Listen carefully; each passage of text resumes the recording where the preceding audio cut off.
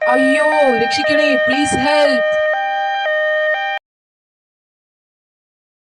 ഡാ ബിനു, നീ അറിഞ്ഞ എന്റെ ക്യാഷ് കുറച്ച് നഷ്ടമായടാ.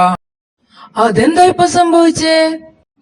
അതൊന്നും പറയണ്ടടാ. എന്റെ സ്ഥാപനത്തിലെ ഒരു സ്റ്റാഫിന് തീപ്പൊള്ളലേറ്റു.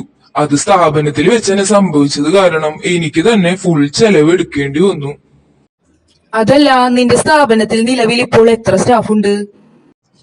അതിപ്പോ ഒരു 10-12 സ്റ്റാഫ് എന്തായാലും ഉണ്ടാകും. അപ്പൊ നീ നിന്റെ സ്ഥാപനത്തിന് ESI രജിസ്ട്രേഷൻ എടുത്തില്ലായിരുന്നോ? 10 സ്റ്റാഫിനും കൂടുതൽ വന്നാൽ ESIക്ക് എലിജിബിൾ ആണല്ലോ. ESIയോ? അതൊക്കെ കുറെ ചിലവുള്ള കാര്യമല്ലേടാ. എനിക്ക് വയ്യ അതിന്റെ പുറകിൽ കിടന്നു ഓടാൻ. നീ ചിലവ് ചുരുക്കിയും ലാഭം നോക്കിയും ഇപ്പോൾ എന്തു സംഭവിച്ചു? നിനക്ക് അതിലേറെ നഷ്ടം സംഭവിച്ചില്ലേ? അതുകൊണ്ടാണ് സുഹൃത്തെ ഞാൻ പറയുന്നത്, എന്റെ സ്ഥാപനത്തിൽ ESI രജിസ്ട്രേഷൻ എടുത്തത് കൊണ്ട് തന്നെ എന്തെങ്കിലും ആക്സിഡന്റ് സംഭവിച്ചാൽ അവർക്ക് ESI ബെനിഫിറ്റ് ലഭിക്കും. അതുകൊണ്ട് തന്നെ എന്റെ കാര്യം സേഫ് ആണ്. നീ പറഞ്ഞത് വളരെ ശരിയാണടാ. ഈ ഒരു കാര്യത്തിൽ എനിക്ക് വലിയൊരു തെറ്റ് പറ്റി. എന്റെ സ്ഥാപനമാണെങ്കിലോ അപകടം എപ്പോഴും വരാൻ ചാൻസ് കൂടുതലുള്ള സ്ഥാപനമാണ്.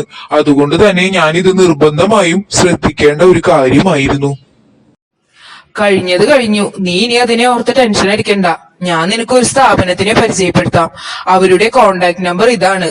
നീ ഒന്ന് അവരെ വിളിച്ച് സംസാരിക്കേ. അവർ നിനക്ക് ഡീറ്റെയിൽ ആയി കാര്യങ്ങൾ പറഞ്ഞു തരും. നിന്റെ പ്രശ്നം അവർക്ക് പരിഹരിക്കാൻ കഴിയും, എനിക്ക് ഉറപ്പുണ്ട്. പിന്നെ നീയും സേഫ് ആവില്ലേ?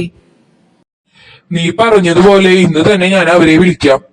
നീ പറഞ്ഞപ്പോഴാണ് ESIയുടെ പ്രാധാന്യം എനിക്ക് മനസ്സിലായത്. വളരെ നന്ദിയുണ്ട് സുഹൃത്തേ.